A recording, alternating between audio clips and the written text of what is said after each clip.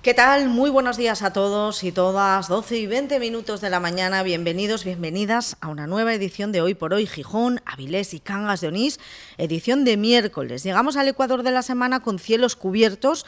Ya nos decía Sergio Díaz esta mañana que el sol no regresará hasta el fin de semana, más o menos, y con muchas cosas que contarles hasta las 2 de la tarde. Si ayer nos íbamos a visitar de la mano del director de la Fundación Municipal de Cultura, de Miguel Barrero, el Museo Nicanor Piñole, que por cierto nos contaba que el Museo Reina Sofía había solicitado un cuadro de Piñole para su colección permanente. Bueno, pues hoy nos volvemos a marchar de la emisora. Hoy visitamos un lugar que en los últimos años visitamos siempre a comienzos del mes de agosto. Estamos en el Ayuntamiento de Gijón, en Alcaldía, en el despacho de la alcaldesa de Gijón, Ana González. Alcaldesa, ¿qué tal? Muy buenos días. Muy buenos días, un placer que estéis aquí. Gracias por invitarnos otro año más a inaugurar el mes de agosto desde su despacho y a charlar de todos los temas de actualidad. Lo cierto es que la entrevista estaba planificada para ayer martes, pero hubo una visita, la de la ministra Carolina Darias, que obligó a cambiar la cita. Todo sea por las dos buenas noticias que trajo para la ciudad la responsable de la cartera de Sanidad, ¿no? La inversión que se va a hacer en Hospital de Cabueñes y en atención primaria, y también el comienzo de las obras de ampliación del hospital, alcaldesa. Efectivamente, ¿no? Desde el Ministerio van a hacer una inversión muy importante en atención primaria, sobre todo tecnologizando, y es muy importante, ¿no? Porque la atención primaria está evolucionando y tiene que evolucionar aún más para atender no solo de otra manera, sino de más cosas, ¿no? Y Puerta la Villa se va a convertir en un centro clarísimo de referencia tecnológico con diversa aparatología. De hecho, ya están proyectadas las obras y se espera que en el mes de marzo del 23 ya esté plenamente funcionando con estas nuevas tecnologías. La verdad es que el responsable del centro de salud estaba muy contento, ¿no? Porque es verdad que tendemos que mirar a la atención primaria. La atención primaria es lo fundamental para tener una buena salud comunitaria, para tener una buena salud como ciudad, y es necesario reforzarla con personal, sin duda alguna, pero también con tecnología. Y el comienzo de las obras de ampliación del Hospital de Cabueñes, que después de retrasos e imprevistos, bueno, por fin va a ser una realidad. Sí, de hecho el 19 de este mes de agosto empiezan las obras. Lo que pasa es que eso no lo paga el Ministerio, eso sale del dinero del Principado de Asturias, ¿no? Y, hombre, la ministra lógicamente estaba también muy contenta y se siente cómplice de la ampliación de Cabueñes. Era importante que la máxima responsable del sistema de salud en nuestro país visitara, ¿no? el proyecto de ampliación, puesto que allí mismo nos lo explicaron, nos lo presentaron. Pero el 19 empiezan ya los trabajos para esa ampliación, para la tan esperada fase 1. Unas obras en las que se va a contar, alcaldesa, con fondos europeos. El Principado, como sabe todo el mundo, esa obra ha duplicado su precio, ¿no? Partió de 45 aproximadamente millones, quedó desierta porque le cogió todo el alza de precios, sobre todo de la construcción, y el Principado, con muchísima agilidad y compromiso, hizo una nueva licitación muy rápidamente, doblando el precio, ¿no? El coste de la obra. De hecho, se licitó por cerca de 85 millones, aunque al final la licitación han sido unos 80 millones de euros. El Principado tiene el compromiso de construir, de hacer la ampliación de Cabueñes. Otra cosa es que pretenda conseguir fondos FEDER, como pretendemos todos, pero que no lo consigan no significa que no vaya a continuar. Esta ya es una obra imparable. De hecho, la adjudicación se ha hecho por el monte del dinero, por el montante de ese dinero, ¿no? Tenemos asegurada la fase 1, y cuando se termine la fase 1, que realmente es construcción nueva, pues habrá que acometer la fase 2, que ya es remodelación de lo existente. Pero está garantizada esa obra, haya o no haya fondos europeos, garantizadísima, ¿no? Se lo aseguro que está garantizada, que el Principado lo tiene claro y que el compromiso es firme tanto del consejero como del presidente. Últimamente las ministras vienen a Gijón, ponen fechas y plazos sobre la mesa. Teresa Rivera, en su visita a Gijón, aseguró que la regasificadora podría estar operativa a finales de año. Sí, a finales de año la idea es que esté ya operativa funcionando la regasificadora es muy importante para Gijón, es muy importante porque este mandato, esta legislatura en el nivel autonómico y estatal, creo que la característica fundamental es desbloquear grandes proyectos que quedaron parados por diversas circunstancias, entre ellos está la regasificadora. La regasificadora se va a poner, ya estaba justamente el día que vino la vicepresidenta Teresa Rivera, estaban en una fase de revisión rutinaria, tienen que hacer lógicamente unos ajustes de una infraestructura que estaba sin utilizar y para finales de año la idea es que ya comienza a funcionar con unas 50, 60 personas y en 7 meses, una vez que haya empezado a funcionar, estará en su máximo rendimiento, en pleno rendimiento. Esos son los cálculos temporales que tenemos. Sí. Habla del mandato y legislatura de desbloqueo de grandes proyectos. No sé si en esa lista mete también el plan de vías. Por supuesto. Creo que estamos en una situación muy distinta a cómo llegamos y en breve se anuncia. Primero, tenemos un informe que ya dice cuál es la ubicación, ya no puede andar ningún grupo político jugando, pero fíjese qué cosas, ¿no? Había la posibilidad de haber construido en el 12 en Moreda, se dice que no, esa decisión en el fondo no se concreta hasta 2019, es decir, se dejan pasar 7 años, hay que hacer un estudio informativo donde se compara Moreda y se compara el Museo del Ferrocarril, para que el estudio informativo diga que es mejor Moreda que la zona del Museo del Ferrocarril, es decir, para volvernos a la casilla del 12. No lo quieren reconocer, hablan de ruptura de consenso y se olvidan de que el informe, la declaración, el estudio informativo y la declaración de impacto ambiental dice con claridad que es mejor sitio Moreda que el Museo del Ferrocarril. ¿Alguien haría algo que un informe técnico que llevó tanto tiempo hacer diga que es peor? ¿Algún responsable político tomaría esa decisión y la defendería? Bueno, aquí parece que es obvia. Por cierto, estudio encargado en la época de Foro, por lo tanto deberían hacerse responsables de algo, pero nunca se hacen responsables de nada, ni tan siquiera de que no haya estación intermodal. Tenemos ya la ubicación establecida, es un primer paso para evitar las veleidades personalistas de ciertos políticos y de ciertos partidos políticos y luego también vamos a contar con el proyecto, con la licitación, con la redacción del proyecto básico global y de los proyectos constructivos de las 3 grandes piezas. Cercanías, estación de tren de cercanías, estación de tren de larga distancia, AVE, y la estación de autobuses. Bueno, ahora hablaremos de esa estación de autobuses, hablaremos de más cosas que conciernen al plan de vías, pero volvamos a la visita de las ministras. Este viernes llega a Gijón la ministra de Educación, Pilar Alegría, a inaugurar la Feria Internacional de Muestras de Asturias, 65 edición de la FIDMA, este año ya sin restricciones, en un momento además fundamental para expositores previo a un otoño que se presume complicado, así que va a ser una feria de muestras intensa, por lo menos intensa. Muy intensa, volvemos, yo diría que a plena capacidad, ¿no? 2.000 empresas van a participar en esta feria de muestras, van a trabajar 2.500 personas, creo que son los números, estamos hablando de números muy importantes, estamos de recobrar la actividad veraniega o el expositor de la actividad económica de esta comunidad autónoma y no solo de esta comunidad autónoma, que es una cita obligada en el verano gijonés y asturiano, ¿no? Yo creo que es importante recuperar en toda su plenitud la feria de muestras. Por cierto, el cartel elegido este año con el cuadro que hizo Tamargo es una maravilla, es fantástico. Desde la Cámara de Comercio Alcaldesa se había pedido habilitar el parking de Hermanos Castro para todos los días de celebración de la FIDMA. El equipo de gobierno solo lo va a habilitar, si no me equivoco, los domingos, cuando coincidan feria y rastro. ¿Por qué no puede haber excepciones y cuándo sabremos, alcaldesa, qué ocurre con ese parking finalmente? Bueno, con ese parking, que no es un parking oficialmente, de acuerdo con el PGO, no es un parking. Recuerden que también con eso intentaron montar jaleo, porque la ficha del PGO, cuando define ese espacio, lo define como una zona verde.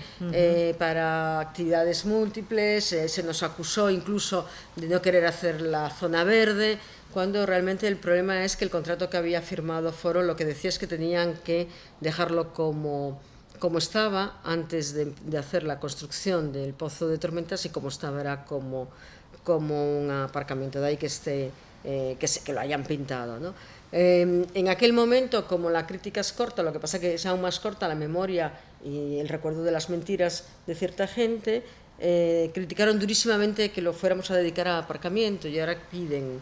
Yo comprendo que es difícil entender que estando pintado no se use continuamente, pero al final lo que volveríamos es a generar un tipo de tráfico que no queremos, congestione esa zona. Creemos que para la feria de muestras va a haber suficiente aparcamiento, lo ha habido en los últimos años, y además con el refuerzo del autobús lanzadera desde Marina, ¿no? Donde se pone, digamos, o se abre un parking disuasorio y ponemos autobuses para facilitar el traslado a la feria de muestras. Eso ha funcionado bien los últimos años y no hay razón para pensar que no vaya a funcionar bien. Yo creo que a veces se exagera un poco, se dramatizan demasiado las cosas, ¿no? No prevemos que haya, bueno, esa catombe de coches que están comentando algunos, pero son siempre los mismos. ¿Y cuándo va a tornar la zona en lo que realmente tiene que ser un espacio verde? Claro, el problema está en que hay muchas cosas que hacer en Gijón, ¿no? Y todo cuesta dinero. Y si estamos diciendo que el Hospital de Cabueñes ha doblado su precio, eso no le pasa solo al Principado o no pasa solo a las familias, también le pasa al Ayuntamiento de Gijón. Lo que antes nos pedían 5 millones y, por ejemplo, el pabellón que queremos construir en la calzada cuesta mucho más dinero de lo que preveíamos, aunque lo vamos a hacer igual porque creemos que es importante. Y por lo tanto, si antes había 10 millones para hacer, pues esos 10 millones dan para menos, ¿no? Cuando tengamos dinero, aunque sí hay previsión de llevar allí, empezar a llevar ya seguramente en el otoño la escuela de educación vial que tenemos en el Parque Isabel la Católica, para, bueno, que los espacios conserven su identidad y que el parque sea parque y poder trasladar allí como una de las posibles actividades. La oficina de tráfico, ¿no? O sea, el parque donde van a aprender, el parque infantil, el parque infantil, el parque de tráfico. Sí, el parque de tráfico, que nos parece una ubicación. Que, por cierto, alcaldesa, y aprovechando que me saca usted este tema, nos llamaba el otro día una oyente diciendo que había problemas de accesibilidad para los niños con alguna dificultad de movilidad para acceder a los talleres. Hay escaleras y no hay ninguna rampa y hay problemas de, claro, eso de también accesibilidad. Es una de las razones, ¿no?, para mejorarlo y mejorarlo en un espacio propio, independiente del Parque Isabel la Católica, ¿no? Nosotros, este gobierno tiene un compromiso con la accesibilidad clarísimo y tenemos que ir rompiendo las barreras que nosotros mismos hemos construido, ¿no? Y ser conscientes de que todos los niños y niñas, indistintamente de su movilidad, tienen derecho a participar en las actividades de educación vial. Alcaldesa, antes de dejar la feria de muestras, ¿cuándo comenzarán las obras del vial que va a transcurrir por uno de los laterales del recinto ferial? Pues no lo sé, que es una obra que es verdad que es importante porque va a descongestionar, porque es cierto que es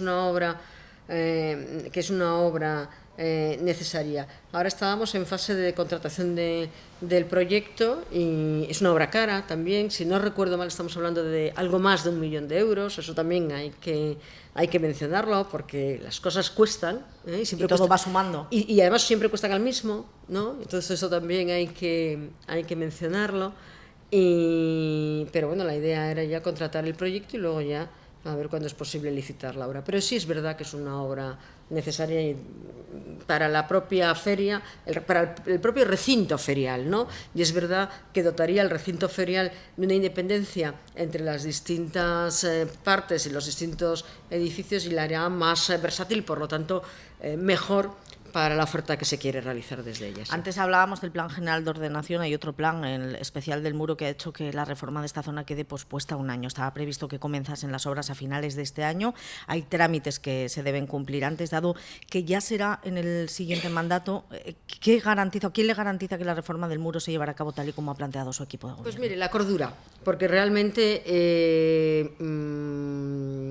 hay más gente a favor de un muro para vivir, de un muro distinto, de generar espacios para la ciudadanía.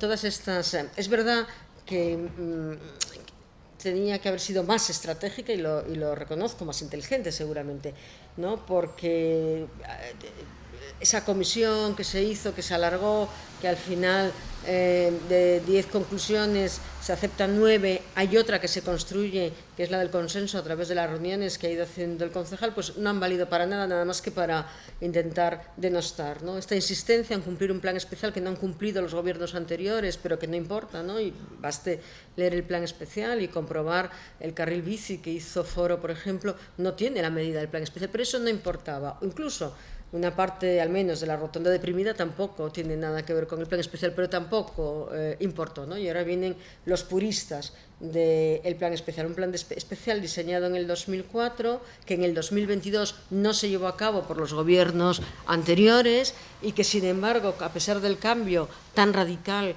que ha habido en la sociedad, en el mundo, en las condiciones, en todos los aspectos hay que mantener. Pero para evitar la judicialización, para evitar que al final alguien pueda parar algo que creemos que es absolutamente necesario, y es la dignificación del muro, porque hay que dignificar el muro, pues tenemos que ir por el camino más largo.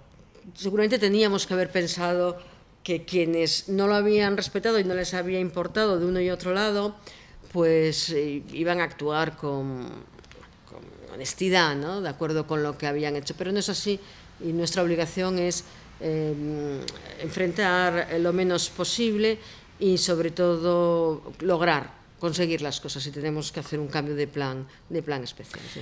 ¿Le ha quitado la movilidad horas de sueño? Bueno, me quita horas de sueño. Bueno, horas de sueño me lo quitan pocas cosas, duermo bien, esto es importante decirlo.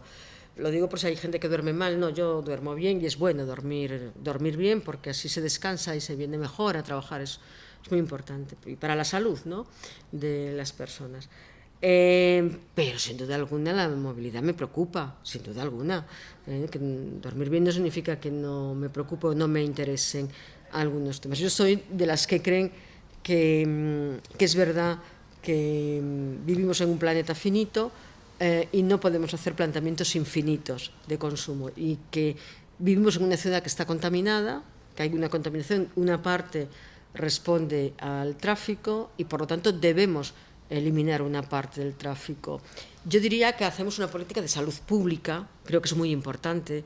Creo que quien ve, por ejemplo, los determinantes negativos de salud de esta ciudad y cómo afecta a ciertas personas, y cómo, sobre todo en algunas zonas de Gijón, hay enfermedades con picos que se asocian directamente a las consecuencias de la contaminación atmosférica, no puede hacer más que luchar por la salud de sus ciudadanos y ciudadanas. Creo que eso es lo importante, sobre todo cuando afortunadamente estamos en un nivel de progreso que nos permite otras formas de movernos, ¿no? Sin duda alguna, esas que llaman activas, pero también el transporte colectivo, etcétera, etcétera. Alcaldesa, el Cascallo volverá a cerrarse al tráfico de forma puntual 5 días de la Semana Grande, fines de semana y el festivo, una decisión que cumple la legalidad, pero que parece que vuelve a ahondar en la polémica. No, mire, no, es exactamente la misma medida que tomamos, por ejemplo, en el Carmen, y que a nadie le molesta, ¿no?, que lo cerramos por el verano. Y fíjense, nadie ha escrito sobre ello ya desde hace muchos años. Los hosteleros incluso piden que se amplíe, ¿no? Quiero decir que son medidas que se toman de siempre en una parte de la ciudad, también muy céntrica, por cierto, pero eso no causa... Por eso quiero decir esa doble vara de medir, ese rasero, ¿no? Estamos no solo la Semana Grande va a llegar, sino en la quincena grande de Gijón, ¿no? Por cierto, ya hemos cerrado muro, el Cascallo, ¿no?, para el Día de los Aviones, y no pasó nada, había que cerrarlo. Digo yo que si no lo llegamos a cerrar se nos hubiera tildado de imprudentes, cosa que habían hecho otros gobiernos, y nadie los insultó, ni ningún partido político hizo de eso causa belli, ni nada por el estilo. Se cierran los 2 fines de semana que coinciden con la época de mayor número de personas, de mayor concentración de personas en Gijón, en una zona que es clave para el turismo, y con el afán de facilitar una buena estancia a todo el mundo, y fluidez y seguridad. No hay ninguna intención. Seguramente esta medida, aquí cerramos partes de la ciudad, incluso Cimavilla entero, pues por actividades deportivas, es decir, no es algo que sea nuevo en la ciudad, y yo creo que es comprensible que cuando más gente hay, el lugar más transitado, los lugares más transitados tengan un tratamiento especial. No es nada más que eso. Alcaldesa, antes hablábamos del plan de vías, uno de los proyectos que cambiará Gijón. ¿El intercambiador va a seguir el mismo camino que la reforma del muro? ¿Cuánto va a durar este debate? Pues yo creo que es un debate otra vez falso, ¿no? Y es falso primero porque quienes están hablando de tendejones y estas cosas lo llevaban en su PINS, en su plan de movilidad, ¿no? Ese que se olvidaron de tramitar. Entonces quizás ahora ya no sabemos si fue olvido, dejadez o qué, pero lo llevaban exactamente igual, a pesar de que mienten y dicen que no, que era solo que está publicado, o sea, y si no, pues vengan aquí, yo les doy la fotocopia, no hay problema, ¿no? Para que lo vean, ¿no? Entonces, cuando hay gente que está en el gobierno y puede hacer ciertas cosas porque son buenas para la ciudad, pero cuando todavía tienen el amargor de haber perdido unas elecciones y sienten rencor, ¿no? Por ello, lo que les lleva a la mentira, pues montan unos números impresionantes por una medida, insisto, que es común. El intercambiador era primero una reivindicación de Entusa, curiosamente, de nuestra empresa de transporte público, y significa una dignificación y una ordenación en la zona del Humedal, que es verdad que es un nodo de comunicación que además se va a ver reforzado con una parada del metrotren, ¿no? Y un intercambiador no es una estación intermodal. Y yo, que el líder de foro en Oviedo haya cambiado el título del estudio que le encargamos para que les coincidiera todo, pues como comprenderá, solo habla de cómo son, no habla de otra cosa, ¿no? Pero el estudio tiene que ver con la rotonda, la posible rotonda que hay que hacer en la zona del Humedal para que el tráfico sea más fluido. Esta es una obra, realmente es un dinero del Principado, es una inversión del Principado que es responsable de la movilidad interurbana, pero también urbana, porque lógicamente hay una conexión entre una y otra, y ya sabe que la zona metropolitana realmente lo poco que hemos logrado desarrollar tiene que ver con esa relación, con el transporte, ¿no? Y bueno, ya tienen asignado el dinero y me imagino que como se están estudiando las posibilidades, lo más pronto posible invertirán, harán la inversión que tienen que hacer aquí en Gijón, tanto en eso como en carriles buses como en el disuasorio. Tienen unos plazos fijos, yo ahora no recuerdo, plazos fijos porque es dinero de los fondos europeos y hay una fecha límite en que tienen que hacerlo, cercana, ¿no? Ahora no recuerdo si es final de 2023, creo que sí, pero no quisiera meter la pata. Bueno, pues en cuanto, vamos, están en ello y lo más pronto posible. Además, para clarificar, pero antes presentaremos la propuesta para que la gente vean y verán cómo además son los elementos en los que se está pensando, están funcionando perfectamente en otras ciudades españolas en donde hay intercambiadores, ¿no? Y lo único que se intenta es dignificar el mobiliario urbano de la ciudad. Hemos hablado en los últimos minutos del plan especial del muro, de la reforma prevista para el muro también. Un muro que estamos pudiendo ver estos días, alcaldesa, repleto de turistas. ¿Cómo está yendo el verano de Gijón? Porque desde luego la percepción que tenemos, los que lo vemos en primera fila, ¿no? en primera línea de playa, es que hay muchísimos visitantes en la ciudad. Sí, los datos que tenemos todavía no voy a decir así consolidados, hablan de una ocupación alta. El propio sector nos habla de una ocupación alta. En este mes que ha pasado de julio, que estamos hablando de algo más de un 83% de ocupación, que sube el fin de semana, por ejemplo, de toda la fiesta del aire, del cielo, ¿no? Subió a un 92%. Y también estamos esperando que agosto sea un buen mes y que estemos cerca del 90 y pico por ciento de ocupación, ¿no? La sensación es muy positiva, es verdad. La sensación en la calle es que hay muchísima gente y me lo comenta todo el mundo, ¿no? La fiesta del cielo parece que fue un acierto, ¿no? 500.000 de personas entre los dos fines de semana acudieron al Arenal de la playa de San Lorenzo, también a Poniente y Arbellal, a ver todos los espectáculos que se montaron alrededor de este festival. La verdad es que yo creo que hay que felicitar a Divertia, puesto que fue una idea que surgió de Divertia, complementar el festival aéreo con algo más, ¿no? Ya habíamos intentado hacía un par de años traer drones, en aquel momento no fue posible, ¿no? Pero teníamos esa espinita y andábamos persiguiendo y siguiendo la evolución de los drones.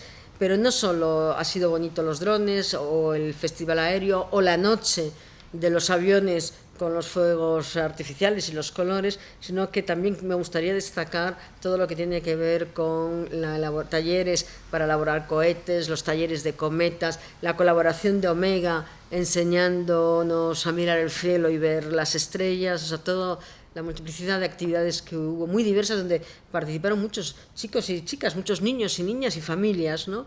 Y realmente es algo que yo creo que a Gijón, que nos gusta en Gijón, ¿no?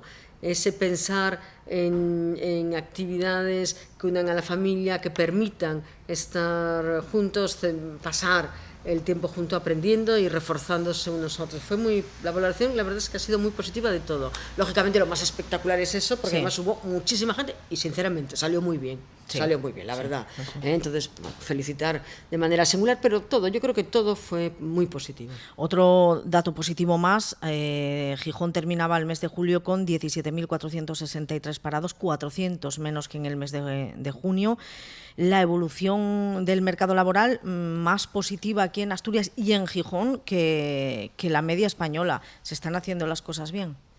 Bueno, yo creo que sí, ¿verdad? A pesar de que es muy curioso, porque a veces en los plenos dan unos datos que no tienen nada que ver con la realidad. Asturias tiene en este momento, y Gijón tiene el paro más bajo desde hace ya muchos años. Habla de una Asturias y de un Gijón con dinamismo, con posibilidades. Habla de que no podemos mantener esos discursos tan usuales, ¿no? Sobre todo en el mundo político y que al final impregnan a la ciudadanía, a la población, negativos acerca de nuestras posibilidades y nuestro potencial, ¿no?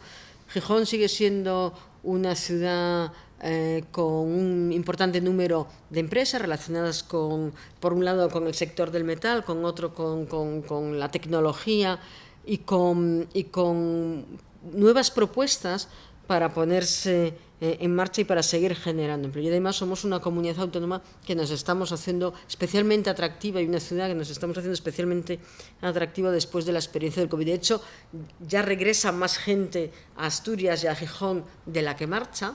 Otra cosa es que todavía tengamos un problema demográfico muy serio. Y además es verdad, muy serio. Somos una población envejecida, basta vernos, ¿no? O sea, quiero decir, ya somos gente mayor y sin duda alguna toda población, todo territorio necesita un equilibrio intergeneracional y necesita gente joven, y ese es el gran reto que tenemos para seguir creciendo y seguir mejorando también los datos de empleo. Bueno, pues mucha de esa gente joven seguro que son emprendedores y emprendedoras del pequeño y mediano comercio. Los comerciantes ayer analizaban en la cadena SER el impacto de las medidas del plan de ahorro energético que el Gobierno central aprobó el lunes. Entre las medidas, una que les afecta mucho, que es el apagado de los escaparates a las 10 de la noche. Bajábamos a la calle, había diferencia de opiniones, pero los comerciantes reclaman más apoyo para incentivar el consumo, además de apoyar al hombre, porque dicen esto es algo pedagógico, nos sumamos a ello, pero queremos más medidas. Una de esas, el programa de bonos Gijón, que ya están ustedes negociando para ponerlo en marcha en las próximas semanas, si no me equivoco. Bueno, la idea es ponerlo posverano, lógicamente. Sí. Posverano, sí. Va a haber bonos otra vez que incentiven el consumo. Creo que salió muy bien. Ya sabe que además fue un empeño aquí importante, ¿no? Porque había muchas reticencias. Recuerdo la primera vez que se habló incluso en la concertación que decían que no, pero bueno, se demostró que era una medida positiva, ¿no? Y estamos en ello. Este año volverá, porque creemos que, a pesar de que la situación es mucho mejor de la que fue, tenemos que consolidar, y porque es verdad que estamos en un escenario de incertidumbre, tanto para el pequeño comercio, para los pequeños negocios, como para la ciudadanía. Y miren, el plan de ahorro energético, yo comprendo que, ¿no? Pero realmente tenemos que ahorrar energía, de verdad, tenemos que ahorrar energía. La situación internacional se está complicando muchísimo y no somos una isla en medio del mar autosuficiente en ningún sentido, ningún sentido. Y afortunadamente tenemos un presidente y una vicepresidenta que negocian bien, y mientras otras zonas de Europa o de la Unión Europea tienen que reducir un 15% el consumo de gas, España, nuestro país, tiene que reducir un 7%. Pero es verdad que vamos a tener que leer con atención todo el mundo ese Real Decreto y que aplicar medidas. Tenemos que mirar cuáles, ¿no? Tenemos que mirar con cuáles podemos ahorrar más, afectando lo menos posible la vida de la ciudad, la vida de las personas, sin duda alguna, pero también la vida de la ciudad. Y con eso quiero decir, desde el alumbrado, en fin, un montón de cosas. Es que por el alumbrado quería yo preguntarle, ahora mismo hay en marcha un proceso millonario de sostenibilidad y de ahorro energético en torno a la iluminación de la ciudad. ¿Cómo se va a compaginar eso con este plan? Nosotros vamos con el cambio, el que empezaba ahora, este mes de agosto, empieza el cambio de las luminarias, sí, para poner estas LED que ahorran muchísimo. Digamos que vamos a cumplir con creces con la reducción que se nos piden, porque al final estaremos disminuyendo un 68% las emisiones de CO2, ¿no? Quiero decir, es importante.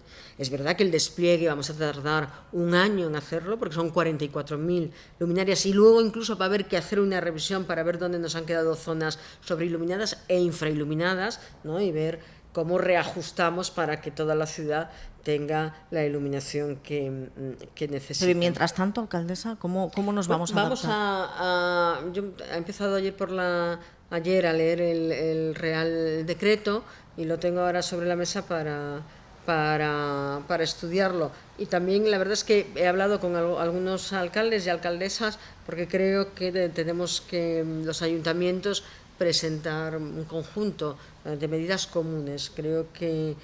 Porque creo que es lo que puede entender la población. Creo que complicaría mucho que un ayuntamiento hiciera una cosa, que otro hiciera otra y no fuéramos al unísono. Yo creo que realmente estamos en una situación internacional muy delicada, de verdad, muy delicada, y no es meter miedo, muy delicada. Nuestro país, nuestra ciudadanía ha mostrado su clara oposición a la invasión por Rusia de Ucrania, y también tenemos que no olvidarnos de eso, pero tenemos que proteger los sectores estratégicos asegurando su funcionamiento. Necesitan energía y por lo tanto tendremos que hacer ahorros en otras cosas para asegurar que la economía sigue, que el trabajo sigue, que podemos seguir apoyando a Ucrania, que podemos seguir siendo un país solidario y un país además que cumple con las personas que lo están pasando peor. ¿Ha hablado con el alcalde de Oviedo? Digo, en esa ronda de contactos, porque está un poco reticente, ¿no?, a asumir el plan de ahorro. Bueno, yo lo que me gustaría es que el Partido Popular, y el alcalde de Oviedo pertenece al Partido Popular, no quiera hacer demagogia con esto. A nadie queremos, si vivimos en una casa a 22 grados, nadie queremos ponerla a 20, porque nos hemos acostumbrado a los 22. Si encendemos la luz 30 veces, no queremos encenderla a 20. Pero yo creo que hay una causa mayor. Lo que me gustaría es que el Partido Popular no utilizara el complicado contexto internacional para hacer oposición a Pedro Sánchez. Creo que ahora necesitamos ser conscientes de la realidad, y que si no reaccionamos, si no actuamos de una manera determinada, el problema es que solo vamos a ir a peor, pero no alguien que está fuera, que yo creo que ya habría que pensarlo, que yo creo que también hay que pensar en el resto de las personas, no solo nosotros mismos, sino aquí. Lo pasaríamos peor aquí. Entonces, que tengamos mucho cuidado, porque es verdad que hay un corte, o es muy probable un corte del gas ruso. Ya lo ha dicho que Letonia no va a enviar gas. Es verdad que en muchos países hay una dependencia, y es verdad que, como dice la vicepresidenta, España no ha vivido por encima de sus posibilidades gasísticas. Es cierto, pero eso, que además es un buen recuerdo para otros países cuando tiene la osadía de decirnos eso a los españoles, por ejemplo, ¿no?, como ocurrió en la anterior gran crisis económica, no debe llevarnos a ser insolidarios y a tomar medidas que nos van a perjudicar más a esos otros países, pero también a nosotros. Y ahora hay que decidir. ¿Decidimos en el corto o decidimos para el medio y largo plazo? Y yo creo que hay que decidir para el medio y largo plazo. Alcaldesa, vamos a ir terminando ya. 8.500 personas se dieron cita en el Molinón para recibir ayer a los últimos 5 fichajes del Sporting, nuevos aires en el Sporting. Usted ya se reunió con los máximos representantes del grupo Orlegui. ¿Qué impresión le dio el proyecto que tienen para el club? Pues muy ilusionante. Hoy vuelvo a reunirme con ellos, por cierto. O sea, que vuelvo a reunirme con ellos. Muy ilusionante, les veo con mucha pasión por el Sporting, con mucha confianza en las posibilidades del club y con muchas ganas de que la confianza no quede en una sensación, en un sentimiento, sino que se convierta en una realidad. Les veo con planteamientos muy profesionales también y dando pasos, yo creo que decididos, quizás alguno incómodo, ¿no? Pero decididos para que el Sporting vuelva a ser un gran equipo y esté en donde yo creo que debe estar en primera división. Sabemos que la alcaldesa no se va a coger vacaciones este mes de agosto, sí algún día libre puntual. No sé si va a tener tiempo para reflexionar. Hace unos días el presidente del Principado, Adrián Barbón, llamaba a los posibles candidatos y candidatas socialistas a reflexionar sobre si se van a presentar o no como candidatos y candidatas socialistas. ¿Va a reflexionar usted durante este mes de agosto? Bueno, la verdad es que no he dejado de reflexionar desde que me presenté a las primarias. O sea, que llevo 4 años, desde que decidí presentarme, llevo más de 4 años reflexionando, ¿no?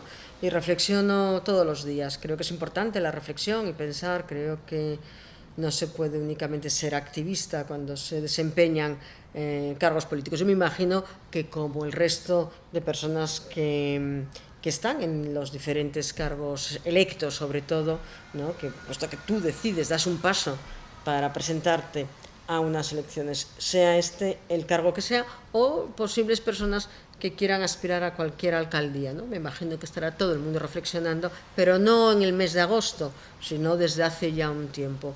Si no incorporas la reflexión y la revisión diaria de lo que se hace, de cómo va tu parcela donde trabajas, en este caso el Concejo de Gijón, mal asunto, ¿no? Si dejas la reflexión para el último mes, mal asunto. Solo hablaría mal de la persona que ocupa el cargo. Yo creo que la reflexión forma parte de la acción política y yo la verdad es que llevo mucho tiempo reflexionando. Fue reflexiva la decisión de presentarme a las primarias en mi partido para ser candidata a la alcaldía. Fue reflexivo cuando dije que como máximo voy a estar 2 mandatos, que creo que es importante no perpetuarse en los cargos políticos. De hecho no es mi estilo y me vuelvo, ya saben que he tenido algún otro cargo político y me he vuelto a mi trabajo con toda tranquilidad y normalidad, como cualquier ciudadana y ciudadano que tiene un trabajo, y el compromiso que adquirí, porque es una persona y es verdad que es una persona de compromisos fuertes, de cumplir, de ser responsable, de cumplir con lo dicho, pues sigue ahí, no puede ser de otra manera, ¿no? Sería extraño que no fuera así. Es verdad que observo que se me pregunta a mí más que a otros candidatos y candidatas o a otros alcaldes o alcaldesas. Me imagino que al final ser eso que padecía una ciudad de capital importancia, ¿no? Pues hace que todo sea capital, ¿no? Y está muy bien, solo demuestra que Gijón es una ciudad realmente determinante en Asturias, y de ahí la continua pregunta a la que he respondido ya muchas veces y que seguiré respondiendo de la misma manera. Justamente en esta reflexión tan continuada, como ustedes comprenderán, y siendo consciente de que pertenezco a una organización, una potente organización que es el Partido Socialista Obrero Español. Yo esto ya lo he hablado con el secretario general de la FSA y ya hace meses que lo tengo hablado y compartido con él, y él incluso ha hecho declaraciones en este sentido, mismo que la secretaria de organización, y estoy en la misma posición que estaba. ¿Que puede haber gente que considere que puede haber otro candidato mejor en el PSOE? Sí, claro, por supuesto estaría bueno, ¿no? Pero entonces tendrán que hacer lo que tengan que hacer. Yo lo que puedo hacer es hablar del compromiso adquirido, ¿no? Lo que pasa es que la gente, igual algunas personas, o la insistencia en esta pregunta, debería alguien explicar por qué preguntármelo tantas veces si se pretende que diga otra cosa cuando he contado he hecho todo el relato completo, ¿no? Yo de hecho creo que la política es franqueza. Yo creo que es franqueza, ¿no? Y de la misma manera que cuando te presentas a estos procesos de primarias has de decir cuáles son tus expectativas para luego no andar cambiando y decir, bueno, pues ahora saco de aquí de la chistera y ahora no, pues yo creo que lo conté todo, cuál era el objetivo, por qué me presentaba, por cuánto tiempo era el compromiso y estoy cumpliendo con lo que comprometí con mi partido, con mis compañeros y compañeras el día que me presenté a las primarias. Con lo cual, lleva tiempo reflexionando, desde ese mismo día nos apunta y sigue con la misma idea de presentarse como candidata a la alcaldía. Sí, porque además, claro, no hay otro candidato, no hay otra candidata, ¿no? Adrián Barbón nos decía hace algunas semanas que hará oficial, ¿no?, su candidatura en el mes de septiembre. ¿Es un plazo que usted también baraja? Bueno, yo sí, es verdad que lo dijo en la Semana Negra y el presidente es verdad que es muy simbólico, ¿no? Y lo va a hacer el 8 de septiembre, el día de Asturias. También dijo que su círculo más cercano ya lo sabía y que lo que falta es la comunicación oficial. Por lo tanto, ya tiene la decisión tomada, ya lo ha reflexionado, ¿no? Yo lo único que espero es que Adrián Barbón siga siendo el presidente del Principado, siga siendo el candidato, sea el candidato del PSOE a la presidencia del Principado, porque creo que, sinceramente, lo está haciendo muy bien. Por lo tanto, lo único que espero es que refrende lo que una gran parte de la militancia del Partido Socialista esperamos, queremos y deseamos que diga el 8 de septiembre. ¿Y cuándo sabremos oficialmente ya la postura de la alcaldesa? Que yo ya la he dicho. Yo puedo repetirla más veces, pero yo ya lo he dicho que sí, que me presento a las elecciones, sí. Bueno, pues aquí lo vamos a dejar. Alcaldesa, como siempre, muchísimas gracias por habernos recibido en su despacho a comienzos del mes de agosto. Nos quedan meses intensos por delante que compartiremos juntos, como ya saben los oyentes de la cadena SER, y que les iremos contando todo lo que sucede en la ciudad. Hay proyectos importantes que arrancan en las próximas semanas también en la ciudad y se los iremos contando a todos los oyentes. Ana González, muchísimas gracias por haber estado con nosotros esta mañana. Muchísimas gracias a ti.